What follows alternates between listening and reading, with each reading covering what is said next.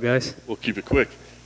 I guess first, I mean, obviously a big win on a big platform in your career. I mean, I guess what's the feel of the victory right now? Feels good. Just took out a legend. Just extended my record, my submission record, and my winning record, and my winning streak. And yeah, it just feels very good. I know you have respect for him as a legend. I mean, was there any moment when you get in there like, whoa, that's Clay Guida on the other side? You know, it's somebody that's been doing this since you were a kid. No, man, no. I mean, I probably had that thought like 3 months ago when I first got the fight, but then I've been visualizing all this stuff going on. I was already in that cage locked in with Clay Guida about 100 times on my mind. I've had that shit picture time after time. When that happens and it's the first time and you're kind of overwhelmed, that's not a good thing. So I was very calm. I knew what I had to do for him not to pressure me too much. I knew what he was gonna try.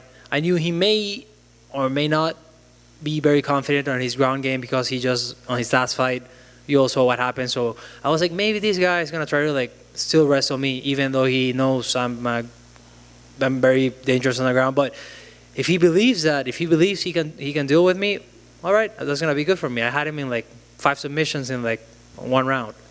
I was going to ask you, I mean, you're going from arm bar to triangle choke to omoplata. I mean, and he's countering pretty well, right? I mean, you had him in a lot of trouble, but I guess was there any part of you that's either getting frustrated or thinking man, this dude's better than I thought he was in terms of his defense? No. I know he's a veteran. He's almost 60 fights. I really didn't expect to finish him with a triangle. Actually, I wasn't really pressuring the triangle too much until my coach told me he's choking, keep on going with the triangle. And I was like, oh wait, what? I just started pressing a little more and but then he escaped, so I kind of went for the armbar, but I was not in good position. I switched to the omoplata just not to lose the position, and then I kind of started seeing what was going on. I was like, okay, if I don't finish this, at least I want to win the round. I have him in 3 submissions. He hasn't done anything. He didn't connect a single punch. So yeah, I mean, even if I don't finish him, I'm still winning. So I'm good. Nice. The knee bar, obviously it's clearly something that you're fantastic at, but you say you don't drill it that much. So I guess, is it just something that it's just natural for you? I mean, how can you be so sharp with this technique if you're not ever using it in the gym? I don't know, man. Yeah, I'm just good. No, I don't know. I like that. You should just stop right there, though. Yeah, that's about it. I don't go and practice for it anymore. I used to when I was a couple of years back. I hit my first one in the Ultimate Fighter when I was 20, 5 years ago. And from there, and it was the exact same setup. The 4 knee bars I've hit is the exact same setup. So people, I don't know, they don't study me or I don't know what's their deal, but they're just gonna keep getting cut if they don't do something. I like it. Last thing for me, Edson Barbosa, you said that's the fight. I mean, why do you think that's the one that makes sense? And I mean, do you think he's going to be willing to take it? Does it make sense for him? What do you think? Who did you want to fight next? Oh, I haven't called anyone out. Okay. Did you say Edson Barbosa? Yeah, sorry, that was Jourdain. Sorry, I was mixed up. I apologize. So, is there a fight that makes sense for you in the division? I mean, it seems like you're fast on the rise at this point. Yeah, I don't know, man. I don't have anyone in mind right now, but I will soon. I will put it out on social media. I need to make up a plan with my manager, talk a couple things and plan a little bit. I got to plan ahead. I'm gonna make this year big. Last year was it was my comeback.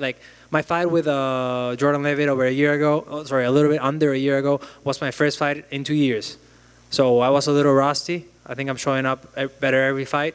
I'm getting better every camp. That's for sure. We don't get to show everything. We get better. We don't get to show everything in every single fight, but I know what I'm doing. I know the work I'm putting, so I want to close this year very big. At least 2 more fights. Just a quick one for me. I know his wrestling skills is probably what helped get him out of a couple of those moves, but do you think at some point with the wrestling it made him want to stay on the ground? Do you think as you were making those transitions and before you slid into that knee bar, do you think the best way that he probably should have did was to actually try to stand up and get away instead of trying to stay on the ground and try to transition some more? Yeah, maybe. But if he stood up, I was gonna start kicking him and high kicking him, and he knew that. He saw how the last guy took all those kicks, and I'm sure he was worried about that as well. He maybe had some confidence because he was coming from finishing Leo Santos, who's like a jiu-jitsu world champ. So maybe he thought he could like deal with me on the ground. I was like sitting on this exact same chair like a couple of days ago, and I said like if he tries to do that, he's gonna get his leg snatched. I said it, and well, I had to do it. And I know you said that you felt like he was on the way down, you're the next generation. But being in there and being in there with the time that you were, is there still a place, is there still a time for Clay in the UFC? Or do you think now that some of the older generation probably need to start filtering out of the UFC? I think not like, it's not just like one or the other. I think he can still like hang with people in the UFC. He's proven he can still win. But for sure, like at his age, maybe I don't know. I don't want to decide for him. Like he knows how he feels and everything.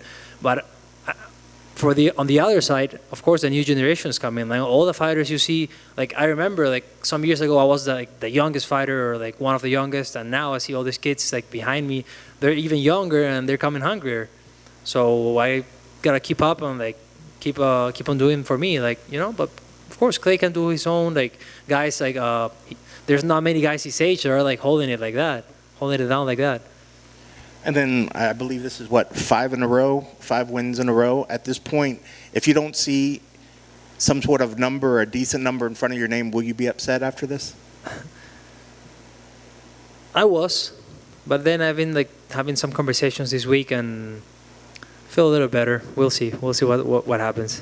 What were the conversations that calmed you down? We'll see what happens, man. Potential fights, it sounds. Sounds like money to me. Or money. Could be both. Very fair enough. Congratulations on the victory. Thank you. Claudio, felicidades con el triunfo. Dos preguntas simples. ¿Cómo se siente estar enfrente de una leyenda para los fans que tienen ese sueño de decir, sería padre que yo fuera de la joya cuando peleó con Pacquiao o en Gano cuando le ganó al Velázquez? Tú tuviste esa experiencia esta noche. ¿Cómo se sintió estar enfrente de...? La única forma de convertirse en una leyenda es venciendo a una. Claramente no digo que sea una leyenda ahorita en este momento, pero sé que lo voy a hacer al final de mi carrera. Creo que ya soy un referente en Latinoamérica. Definitivamente en Perú soy el número 1. Y bueno, nada, para mí lo que sí es seguir trepando, seguir escalando. Claro. ¿Y cómo está la escena en Perú? O sea, no tenemos tantos peleadores en la jaula. ¿Qué tan importante es para ti tener éxito y llevar a Perú en lo más alto de arte marcial mixta? Mucho. A mí me interesa mucho promover el MMA en mi país. Soy un gran creyente que tenemos mucho talento. Solamente hay que cambiar el chip y volvernos atletas dedicados. Tener claro que en esta carrera sí se puede llegar arriba. Y bueno, estoy probando eso para los más chicos puedan ver que sí es posible. Y bueno, sigan este camino si es que realmente lo quieren.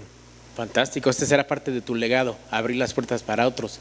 Finalmente, un mensaje para tus fans de todo el mundo. Ya le ganaste a Guira hoy, palanca de rodilla, tremendo primer asalto. ¿Qué esperamos en el futuro con Claudio? Más palancas, más victorias. Si se puedo ampliar mi récord hasta 10 palancas de rodilla, lo voy a hacer. Y nada, de verdad gracias a todo el apoyo. Ha estado increíble esta semana, he estado súper contento. El apoyo ha sido tremendo, mucho más que otras veces y sé que eso solo va a seguir subiendo. Muchas gracias, felicidades, viva Perú. Viva Perú.